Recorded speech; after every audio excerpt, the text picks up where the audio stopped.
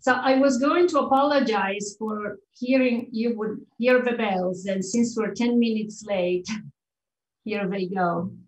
I wanted to thank the organizers. I'm honored to be in this workshop, which is, as expected, proven very interesting. And I'm interested these days in investigating the line of work that Roger has already introduced, and I'll kind of assume some of the things he said, and also Marco. So investigating if generic learners we use currently in NLP develop properties of language that are both in accordance to what we know of the phenomena, but then I will also move to one case study to see if they learn in accordance to the language-specific mechanisms proposed by linguistic theory. And the particular topic I want to discuss that luckily came up yesterday several times is the notion of similarity. So all speakers can understand a sentence that they've never heard before, derive the meaning of words. Children can learn any language they are exposed to. But these basic linguistic skills have proven very hard for computational models. We have very successful machine learning architectures and models, but as has already been said, they are based on computationally expensive algorithms and prohibitively large amounts of data. And this is a problem, not just because the amount of data is unrealistic, but also because it's so prohibitive that they can be deployed only for a few non-representative languages. So in fact, in natural language processing, we had with difficulty moved to much more attention to comparative studies and multilingual studies. And my opinion on that front, we're regressing a bit, which is clearly not a linguistic point of view. So how do we bridge the gap? So in thinking about what to talk about for this workshop, and inspired by Luigi's work in linguistics here at the Collège de France, I think it's useful to think about a core difference in thinking conceptually on the study of language, a difference that I think we will have to bridge. We are used to thinking about complex representations with operations that are mechanically simple. And in natural language processing, I give you here some pictures to just make the point. In natural language processing, the opposite path has been taken. We have gone for relatively simple, multidimensional, unstructured spaces, but the architectures to learn them and manipulate them have become very complex, and they're definitely nonlinear. But I would like to say the simplicity of the structure building operations in linguistics is actually deceptive. It's apparent because, in fact, computationally, they are complex because they're compositional operations. So even if merge is the simplest compositional operation, it still requires computationally to have an operation that performs variable binding, because we're composing things, and we're creating new composed objects that are added to the distributed space. And this operation is, it seems to me, fundamentally different from an operation of similarity, which is what fundamentally is what we use in distributed spaces. So I want to discuss today what is really this notion of similarity that we use in distributed spaces, and what phenomena and representations does it capture. And I will start with a relatively simple notion of similarity, which is a notion of association, free association. The basic assumption about distributed spaces is that they represent the meaning of words by encoding their context of use, so that similar words are represented closely together. So to determine what notion of similarity is encoded here, I will look at two notions. One that is associations, just free associations monolingually, and then effects of transfer in multilingual lexica, so effects that we find in bilingual speakers. And I will show, at least I will argue, that we found a good correspondence between the distributed spaces calculated by our deep learning models and this kind of phenomena. And then I will move to a notion of similarity that comes from syntax. Syntax doesn't have, at least I couldn't think of many, but there is one very core notion of similarity, which is the similarity that is used in intervention theory to calculate locality effects. And I will show that that kind of similarity is less well represented by our current spaces. The work I will be describing here has been done collaborative. The citations were given in the previous slides.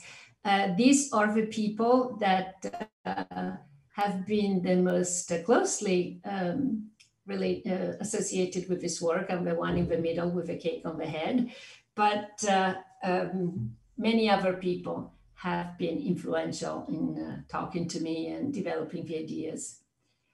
So when in studying word associations, we study the lexicon, the lexical semantics. It's a way of tapping the lexical semantics and the lexical organization.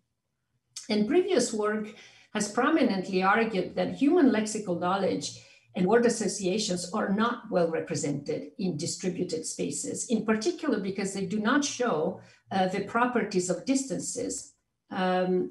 Associations violate asymmetry of similarity, symmetry. They show asymmetry of similarity, and they violate the triangle inequality.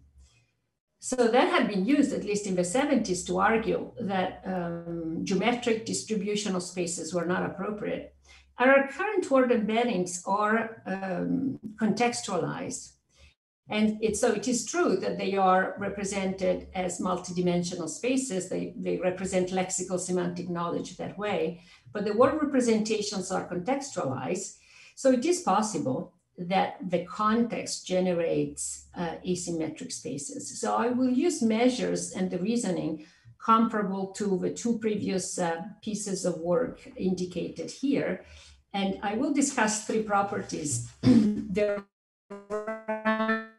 The asymmetry of similarity and the triangle inequality. I'll go fast on the notion of rank. The notion of rank is simply that I want to check as a first very simple measure that the word associations that are generated by eliciting word associations in people have roughly the same structure and the same closeness of similarity as what we get in these distributed spaces. So I will use the word embeddings produced by BERT, so by a transformer, depending on the experiment in context and not in context. And the word associations I'm looking at are the norms collected by the University of South Florida, a very large study of norms. And I'm talking about English here because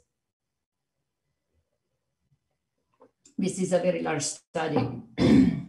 You have an example of the word associations in the first line of the picture.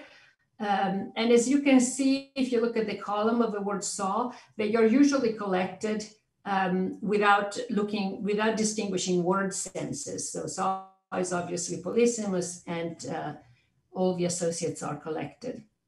I just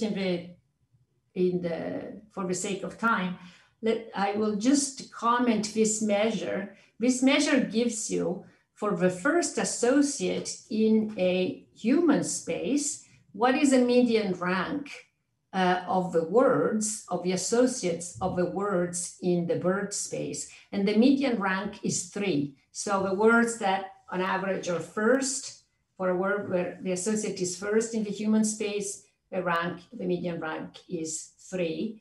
The other model that we have that has been proposed to explain this kind of associations was the Bayesian topic modeling by the Griffiths, Stivers, and Tannenbaum, and their rank for first rank was 50. So this is, I think, a reasonably good space. So I will just assume that it's good enough that we can do the investigations that follow. And I think more intriguing than just quantification of ranking measures, there are these properties of spaces that are non-geometric. So asymmetry of similarity. It has been observed that in context that elicit similarity, like the ones shown on the right, A is similar to B, the more prominent word is preferentially the second element in the similarity. So people much prefer the sentence, North Korea is more similar to China, to the sentence that North Korea is similar to China, rather than the sentence China is similar to North Korea. So we have replicated this study with the same country names that were used in Tversky. We have updated it because that study was done in the 70s. Some countries don't exist anymore and some new have appeared. But basically the results, and we have contextualized the embeddings for the country names in the same context that were used by Tversky, this kind of semantically fairly neutral similarity eliciting context. And we do find that so we construct sentences like, for us, B, notice that for us, A refers to the more prominent country and B refers to the less prominent country. So people prefer B is similar to A. And we find that the cosine of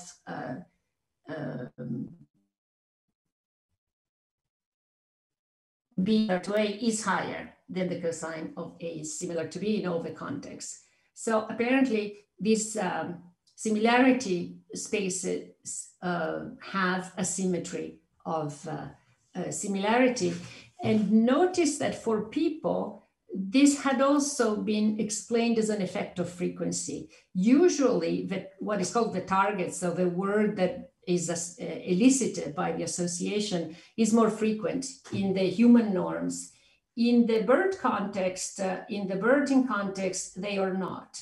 So we do reproduce the similarity, but we have a slightly different behavior on frequency of words. So in a way, it's not an effect of frequency for the transformer spaces, but we don't match humans on frequency effects.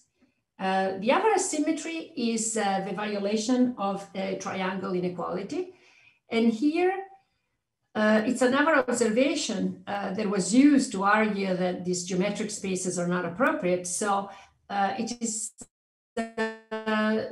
fairly, the common example is that asteroid is highly associated to belt. Belt is highly associated to buckle, but asteroid and buckle have little association. Clearly because there is a change of semantic sense in the word in the middle of this triple. So we can measure this both in the human norms and in the constructed distributed spaces. So on the human side, we extracted these kind of triples, one associated to red, red associated to hair, is wine associated to hair. I will call these pivot triples, so couples of pairs of words that share one word, W1, W2, W2, W3, where W2 is the same word. And we do the same in the bird word embeddings. First, we contextualize the word embeddings, and then we extract the associations from the word embedding space by using the technique that was developed by Griffith et al. Basically, we set a threshold tau and extract the pairs W1, W2, and W2, W3, whose cosine is greater than tau. Then for each of these triples, we quantify how many W1, W3 pairs exist in the human associations as a Q-target pair. If the pair exists and W1, W3 is greater than tau in the embedding space, then Bird's embeddings also show transitivity.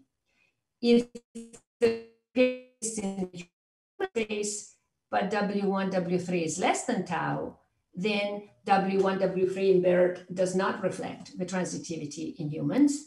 And if the pair does not exist and is less than tau, then there is lack of transitivity, so violation of triangle inequality, both in the humans and in bird embeddings. And so having this quantity, I can calculate precision and recalls of all these measures. And Christophe has explained yesterday, for those who don't use these measures, precision and recall. But the figure here basically shows precision and recalls measure of pairs that do not violate triangle inequality and those that do. I'll concentrate on those that do, because that's the thing that interests us, and the blue lines. And so the solid line is the recall, the dotted line is the larger, the hyphenated lines is the precision, and the dotted line is a F measure, so the kind of the harmonic mean of these two measures. And as you can see, for increasing values of tau, the values of tau are here on the x-axis. For increasing values of tau, both these measures, this one sort of stays the same, and so the other two measures increase, so that we can say that there is a violation of triangle inequality in these spaces too, and that it conforms reasonably well with the human situation. So it appears that the properties of free association, so this notion of similarity that is kind of free semantic association, is represented in word embeddings. I will assume that if I had tried it for a different language, I would have found probably reasonably similar effects. The experiment was done in English, so I did not replicate it on a different language, although we now have French norms and we might decide to do it on French. But the next question on similarity, to just check that there is something cross-lingual or there's something that applies to several languages, is whether the matching structure of distributed representations carries across languages. And there I'm interested in seeing the similarities that have been found in the bilingual lexicon. In the bilingual lexicon, fascinating interactions have been found between the form and the meaning of words. And this is interesting because the bilingual it is usually assumed that the bilingual lexicon is an integrated space of distributed word representations where word forms from different languages share the same space. So this goes back to a question that has been asked several times yesterday: is this all the shared space, the same shared space? So the question is, if we can construct bilingual word embeddings. We know how to do that. There are several algorithms. My team has developed a method based on adversarial learning. If we build cross-lingual word embeddings, do they show the same integrated structure? And here I want to show three effects that have been found in bilinguals: the shared translation effect and the false and true friends interactions. The shared translation effect comes up when you have polysemous words. Polysemous words can have many translations, one for each sense. So in English, the word wood it translates as bois in French. It maintains its ambiguity, but in Italian, the translation splits for the two senses. So there's a word for the material, legno, and there's a word for the collection of trees, bosco. So it has been found that in bilingual speakers, there is a shared translation effect. Hebrew-English bilinguals were asked by Dehaene et al. 2011, I have a citation there. Hebrew-English bilinguals were asked to rate the semantic similarity of English word pairs that shared a translation in Hebrew. I believe the paper here that the word kli is both dish and tool. So the word dish and tool in English share the translation in Hebrew.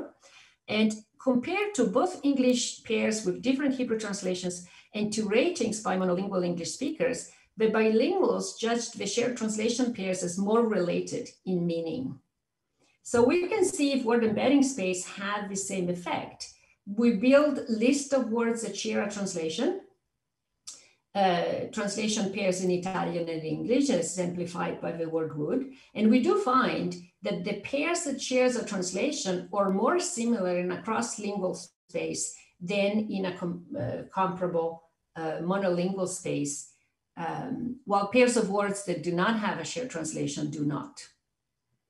And the other effect are false friends and true friends effects. We all speak a foreign language. We've all been victim of false friends.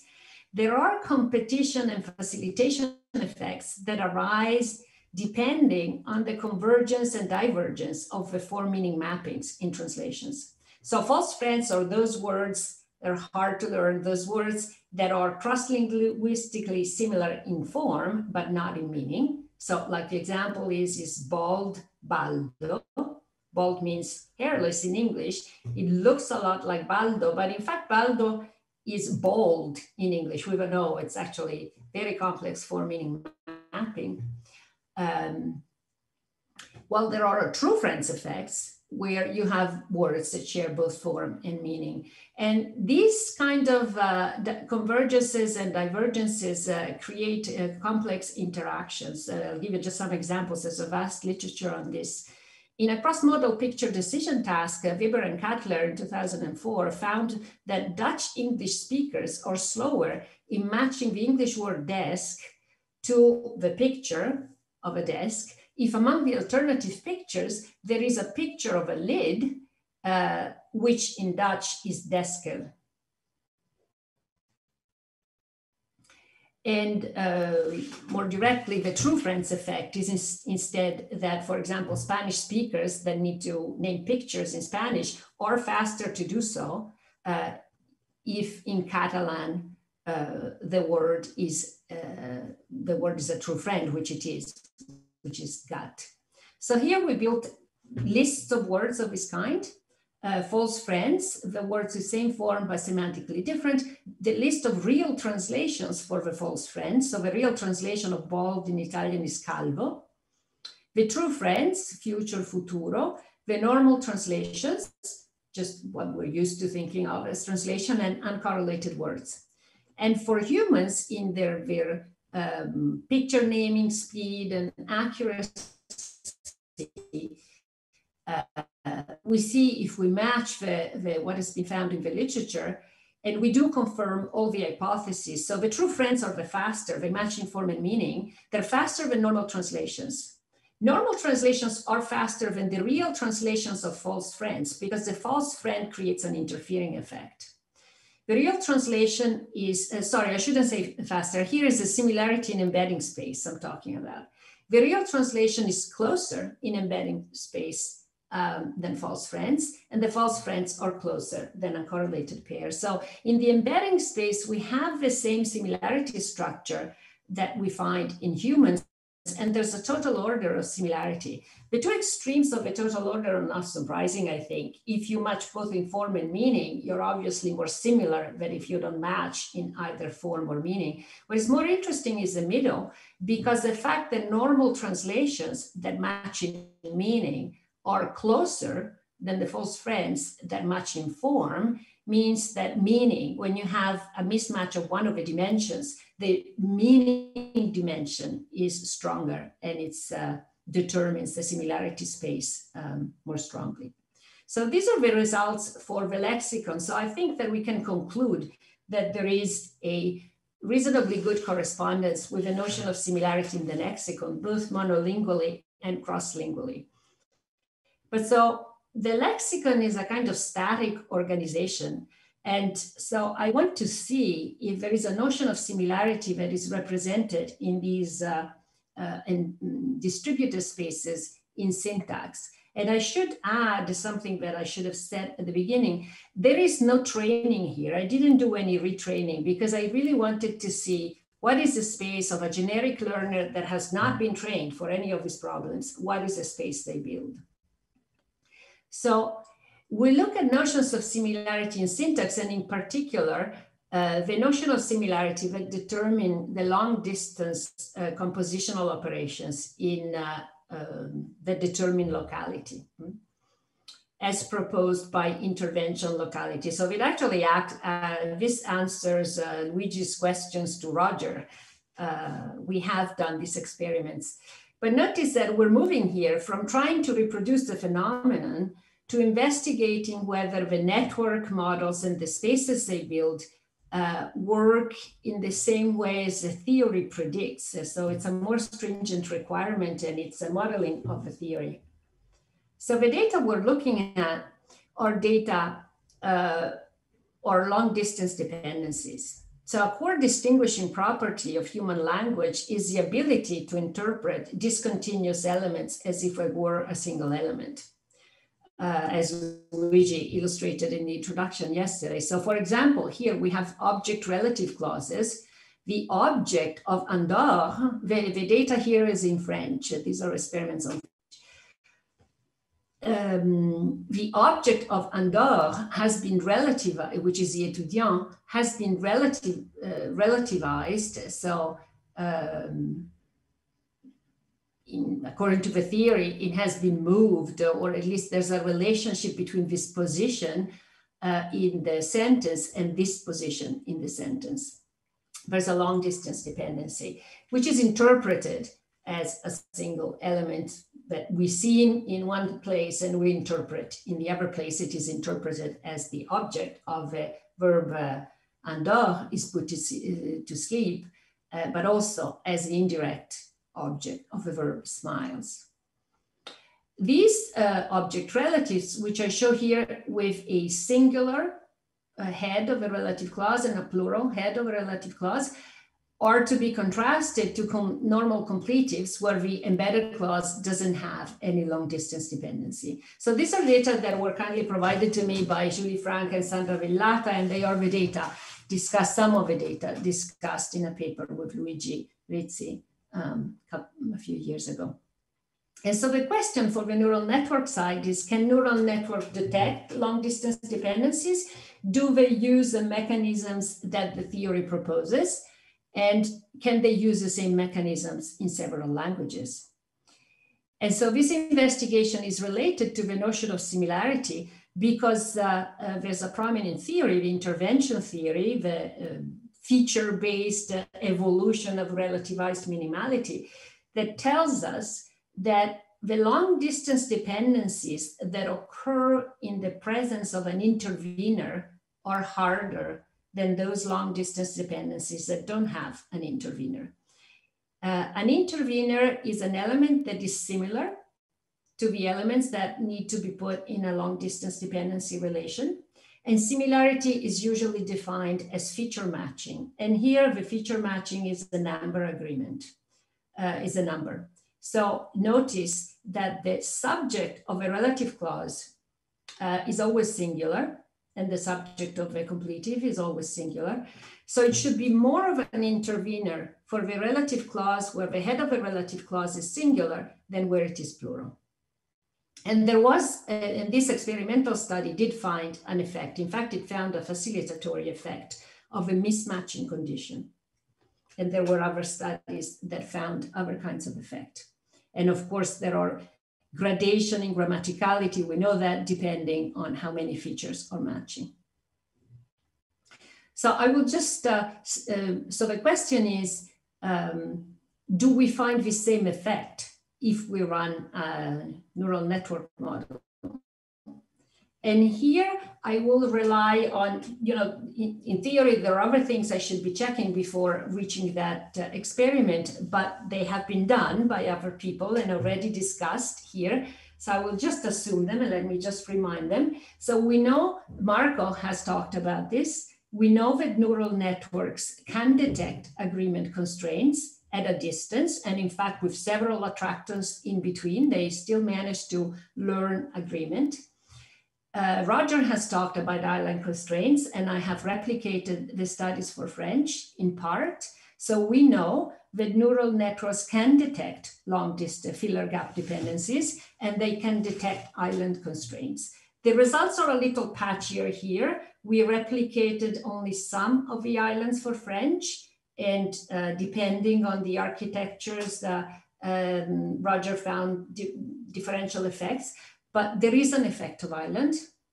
And the third thing that we need to assume is that these are results that were found in experimental studies and that are found in grammaticality judgments. So we need to know that this data is present in the data that is given to the neural network. So in particular, that the text we feed the neural network has this effect.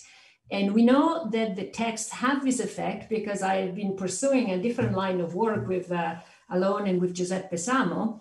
And we have developed a technique to demonstrate that the corpus frequencies of sentences where the theory tells us there are intervention effects are lower than expected. And we find very clear intervention effects, especially in clefts. So basically, I have all the ingredients that indicate that neural networks, and in particular here I'm using a transformer, should be able to detect intervention.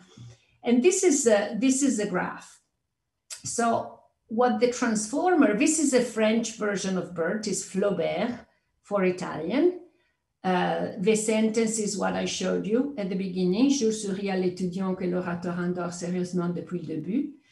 And we find a difference in structure. So the completive, which is shown here in orange ochre, is the measure is surprisal. So we find there's no surprisal effect for the completive. While there is a surprisal effect at the verb for the long distance dependency. So there is this is statistically significant. No other point is statistically significant, but so there is an effect of a long distance dependency. There isn't an effect of number. I unfortunately haven't found it. I have tried many measures and many techniques to find this difference in number, but I didn't find it. So it's already quite interesting that the transformer can identify this long distance dependency, because this long distance dependency is different from what Roger was saying, showing yesterday. These are all grammatical sentences. And so it's able to find this long distance dependency with an intervener, even in, and distinguish it from another kind of grammatical sentence. We have a similar situation for English, although not as pronounced. But if we show, this is the situation with a transformer. This is a situation with a transformer here on the right. And on the left is a situation in English with an LSTM. And you see there's no long distance effect at all in the region where we should see a long distance effect. So this is prompts me to reflection on the architecture, to just follow up on what Marco was saying. The differences in architecture, and who et al. Roger Levy's group have found the same result in a large scale study. Architectures matter a lot, and they're often the dominant effect. And so here it's interesting to think of why. And clearly the difference between this kind of architecture, which is a transformer, and LSTM, is attention. And so this is the kind of the observation that attention makes a difference. And attention is interesting for us because attention changes the nature of the architecture we're using.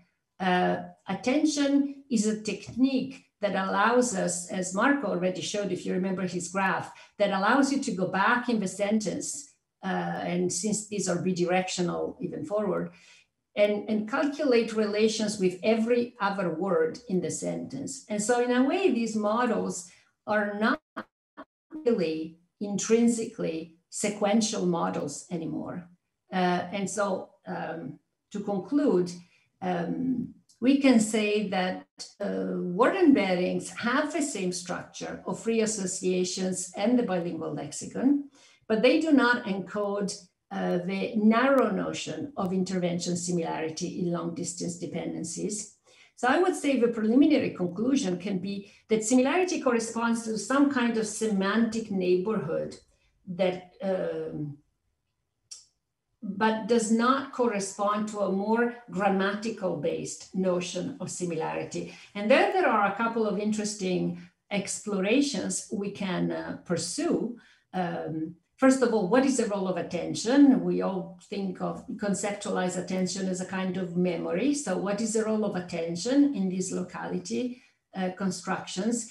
And can we use these models to disentangle the debate about narrow and broad intervention that Luigi was alluding to yesterday? So what are the features that are defined grammatically that matter? And what are the features that are perhaps more semantically or contextual that matter? And in the context of a precise architectural explanation.